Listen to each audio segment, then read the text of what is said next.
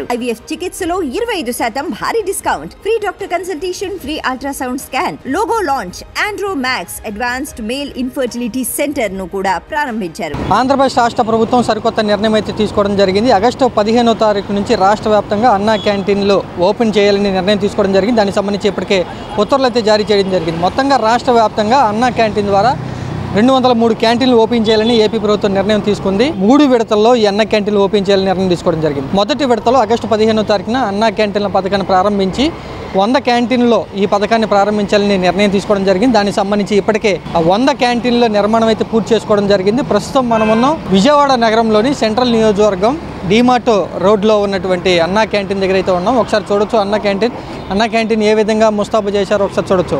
August 15వ తారీఖున ఈ అన్నా క్యాంటీన్లో అయితే 5 రూపాయలకే ఉదయం అల్పాహారం అయితే అందించబోతున్నారు, మధ్యాహ్నం భోజనం అయితే అందించబోతున్నారు, సాయంత్రం భోజనం కూడా 5 రూపాయలకే ఈ క్యాంటీన్ ద్వారా తక్కువ ధరకే నాణ్యమైనటువంటి భోజనాన్ని అందించాలని ఉద్దేశంలో ఏపీ ప్రభుత్వం ఈ అన్న క్యాంటీన్లు అయితే స్థాపించడం జరిగింది. గతంలో 2014 నుంచి 2015 వరకు అధికారంలో ఉన్నప్పుడు మొట్టమొదటిగా రాష్ట్రంలో అన్నా క్యాంటీన్ల పథకాన్ని అయితే ఈ తెలుగుదేశం పార్టీ ప్రభుత్వం ప్రారంభించడం జరిగింది.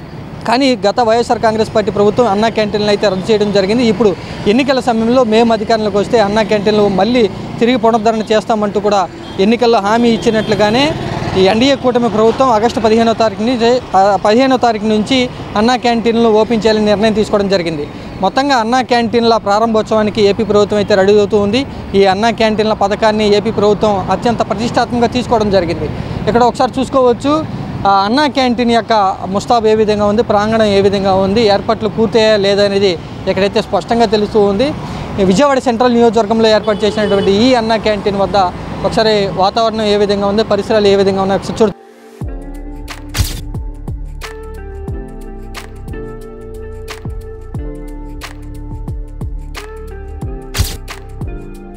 సో మొత్తంగా అన్ని వసతులు కూడా రెడీ అయిపోయినటువంటి పరిస్థితి ఇక్కడ ఒకసారి చూడొచ్చు. ఎవరైనా సరే ఉదయం మధ్యాహ్నం సాయంత్రం 5 రూపాయలు తీసుకొచ్చి ఇక్కడ ఇస్తే కనుక ఖచ్చితంగా టోకెన్ ఇచ్చి భోజనం అయితే పెడతారు. 5 రూపాయలకే తక్కువ ధరలో నాణ్యమైనటువంటి భోజనం అందించాలనే ఉద్దేశంలోనే ఈ పథకాన్ని ప్రారంభించినట్లుగా తెలుగుదేశం పార్టీ వర్గాలు చెప్తున్నాయి, ఏపీ ప్రభుత్వం కూడా చెప్తూ ఉంది. అయితే ఆగస్టు 15వ తారీఖున ఈ సెంట్రల్ నియోజకవర్గంలో ఈ క్యాంటీన్ అయితే ఓపెన్ చేయబోతూ ఉన్నారు.